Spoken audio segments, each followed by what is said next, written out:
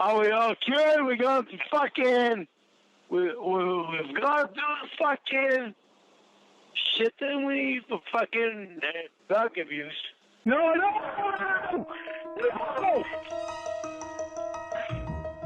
Are you listening?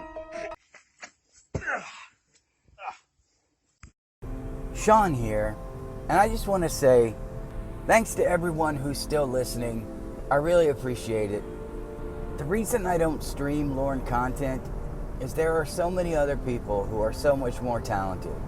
But also, there are days where you don't necessarily want to hear his voice.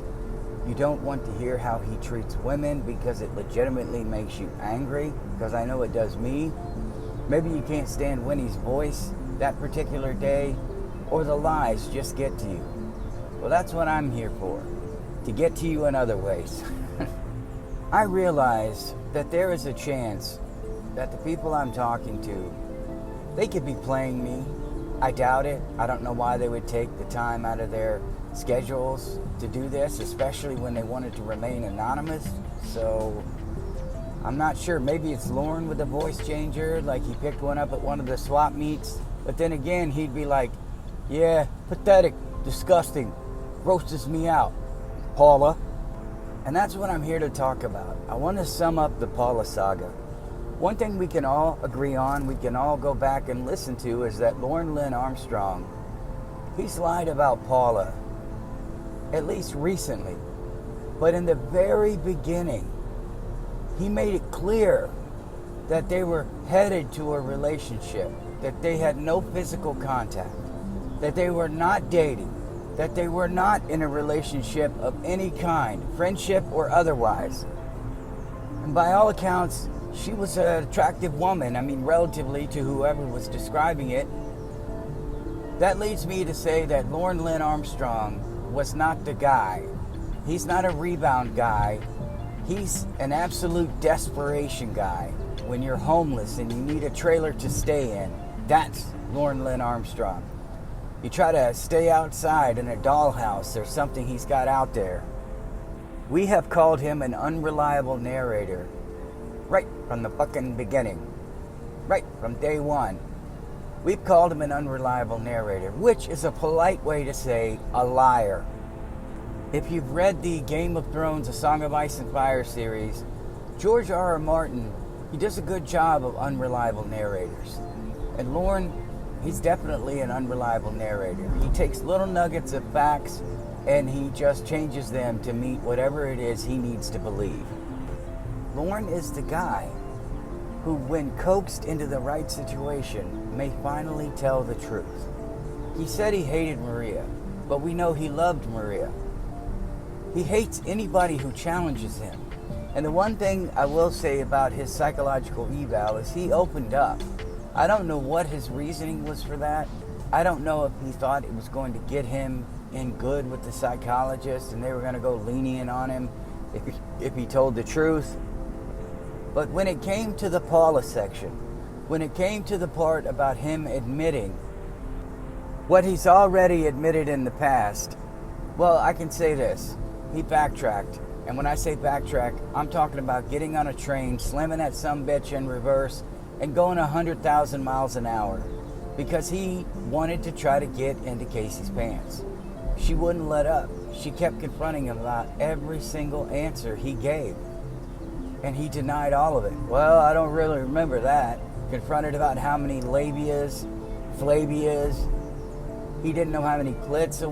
He admitted it all. I never studied him. Let me explain something to you, Lorne Armstrong. The first minute I discovered what a vagina was, I could break it down like a model airplane. I could tell you all the parts, everything. That was my favorite subject during puberty. So I know you're lying, and I know you've never seen one. And who knows, maybe your sex drive, maybe it just isn't there. And the point I'm making is that there is no way you are not a virgin. You are a virgin. You never got with Paula. You don't know how sex is initiated. We've talked about this. So here's my thoughts. Here are my deductions and my beliefs of what I've been told. 3 versions, pretty much the same. The main difference is the resolution. The main difference is how severe the resolution, how severe the intervention got during the resolution days. Lauren met through an acquaintance. One said it was family, the other said it was family friends, which could be, I'm not really sure, but I'll tell you this. Whoever it was, hey, how you doing? I'm Lauren. Oh, I'm Paula. Boom, there it is, relationship. Lauren liked Paula a lot. He had just met her, latched on, found out she was available. Lauren's a lazy guy. He would never go out and try to get a woman on his own. He's waiting for one to fall in his lap, and these catfish women, man, they were a dream. He didn't have to put in any effort. They contacted him, and they were willing to stick with him through all of his abuse. I do know that things got heated when she wouldn't pay him any attention, when she decided that whatever argument she was having with her boyfriend slash fiance, with her boyfriend slash husband, that sent him over the edge, and the stalking began, because I'm sure he couldn't understand why, if she knew he was interested, which in reality she did not find that out until after the stalking began, and the notes on the car, and the driving by whatever friend's house or house that he discovered she was associated with. No one can tell me how he got her work number, other than the fact that he was a gatherer of information and probably asked where she worked. And I'm sure Lauren, he doesn't know technology very much, but if it's something that can get him what he wants, like a child, he's going to learn it. One thing I regret that I didn't ask, I know that email and electronic forms of communication were kind of booming back then, and I didn't ask about that. I don't know if he would have been able to get her information, but I absolutely do know that he tried to find out as much of it as he could. He tried to keep track of her. Now think about this. This is a guy who tried to keep track of her. Not, I'm going to try my best while I know where she's at, or while she's still communicating with me, while I have access to her. What makes him dangerous is that when he doesn't have immediate access to her, he's going to try to get secondary access through a friend, through a family member, and if that doesn't work, he's going to try to get that third-party access, which is through formal lines of communication. Work, her family that he may not even know, people he can cold call and say, "Hi, I'm Lauren, I'm a friend of Paula's. I'm trying to reach her. I've got some information for her." Think about his voicemail messages. "I have some questions for you." And, hey, it's me. I just found out some information that's going to get a whole fuckload of people in trouble. I can see this guy, some of the voicemail messages being, "I just found something out. You're going to want to call me. It's really important. You could be in trouble if this, without this information. There are some bad things going to happen, and I'm trying to protect you." So the phone calls, the notes, the stalking, the rage, the fact that this woman doesn't go by Paula anymore. She goes by whatever her first or middle name is. And she moved away. She left everything. She moved away because of how much of a stalker this guy was. Now, Lauren isn't that smart. So he got busted. Imagine you are her significant other, and it gets so bad you have to get involved. And when you ask her, "How do you know this guy?" "Oh, well, I met him through so-and-so. We talked one time." Imagine the shock, and imagine your disbelief. You're going to be like, "Wait a minute. No, that can't be right." Because some guys would be like, "You had to have done something, because there's no way this guy would ever, go through all this trouble unless there was something there." But to Lauren, there was something there. I had another scenario. Maybe she spent the night over at a family member or friend's house, and Lauren was drunk and he passed out over there, and they woke up the next day and he thought, "Wow, I'm one of the inside crew, I'm one of the inner crew. She spent the night over here. She must really like me." And sometimes I wonder if Lauren gets so blackout drunk and he wakes up and there's a woman in the near vicinity, if he thought, "Man, we must have had sex last night." I'm not sure. But from everything I've gleaned, from everything I've understood, that is what happened with Paula. And for him to bring that up as an excuse, he does lump Paula in with Nikki, who he terrorized, Amanda James, who probably realized he was a psycho and played him like a fiddle. I don't know if he spoke with Amanda James the whole time. I really don't. I think Lauren may have kept in communication even after she broke it off, because I'm certain he said, well, I'm going to move where you are. I'm going to be there for you. You and I are going to be together. I got to fix my hair. And Lauren probably kept trying to reach her, or kept sending things to her address. We're going by his past patterns of behavior. This would mean after things were cut off, he'd continue communication. No matter catfish or not, no matter a woman getting money or things, she has to know how dangerous he is. So it's my belief that in the beginning, yes, he was catfished. But she realized what a danger he was, cut it off, and he just kept up communication because it was the first time a woman has ever shown him any interest whatsoever. Those are my opinions on Nikki and Amanda James. The younger girls were easy, and if he, in my opinion, if he tried to hook up with women his age, he would try what he did with those younger girls. Maybe he would hang up on those younger girls. Once they got to a certain point and he knew he had them, maybe he'd hang up and call them, video or whatever right back and say, we both need to calm down. Because that is a grooming tactic. Guilt, to make them feel lost, and then to give it back to them. So Paula was a dangerous point in that woman's life. And Lauren still tells the story of a woman that didn't really know he existed until he was a terrorist.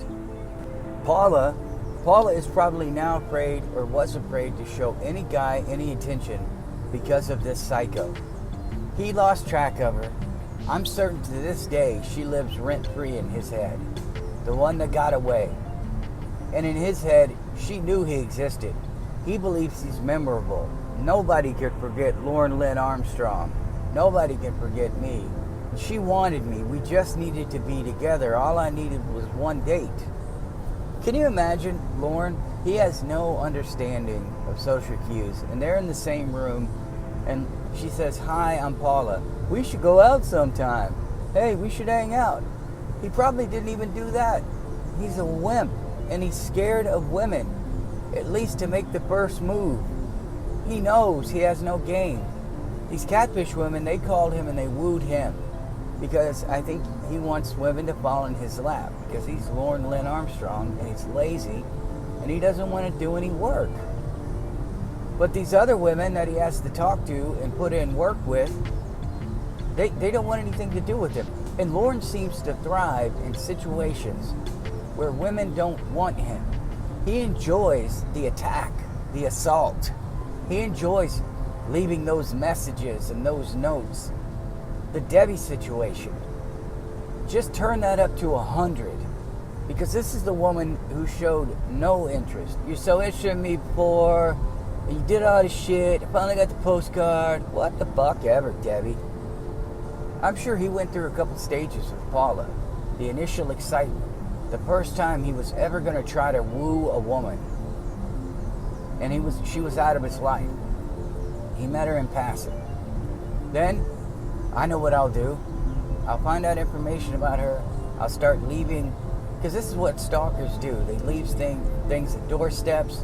And Lauren's the guy, if he knew a friend of a friend, he would leave whatever it is on the doorstep, addressed to Paula, hoping that the friend of a friend would go through the chain and finally get it back to her. And I'm certain she found out quickly, like, there's some guy. Imagine what you would do. Hey, Christy, there's some stuff showing up on my doorstep for some reason, addressed to you from a guy named Lauren. And he probably wrote some dumb shit like, from the guy you met at something, Lauren. And the only reason she would have remembered him, if she did at all, was how creepy he was. And that he was bald and with a square head and a weird shapen body, giant, fat, dirty white shoes. I'm just telling you, in my opinion, Paula had no idea who this guy was. And imagine the first time she saw him again. I don't even think she did. I don't think she was there to confront him. Now, I did hear one version where she was present and she didn't say anything and she was looking terrified. And during the whole ordeal, Lauren was crying. You know that look he was doing to Emma? He was doing that to Paula. That was the one version I got, but they weren't there. This is all secondhand information. All of it. And to this day, he still talks about this woman who didn't even know who he was. And I bet Nikki was the same way. And those people from Walmart and Circle K and all these other women that he talks about. It finally came out. He didn't know what a vagina was, any of the parts. He never had sex with Paula. He was confronted by whoever Casey is, and he tried to take back everything because he told the truth, thinking it would never get out, and it got out, and now he's screwed. That Paula story he's been using, it was exposed. He can't use that anymore. He couldn't use that with Casey. That took away any kind of power he felt he had. So Paula, in the beginning, was the ultimate crutch for him. And now that can't be used anymore. So now he's going to go with the catfish women. But unfortunately for him, other women are going to look at him and go, wow, you are a complete idiot for falling for all of that, especially if they find it on the internet.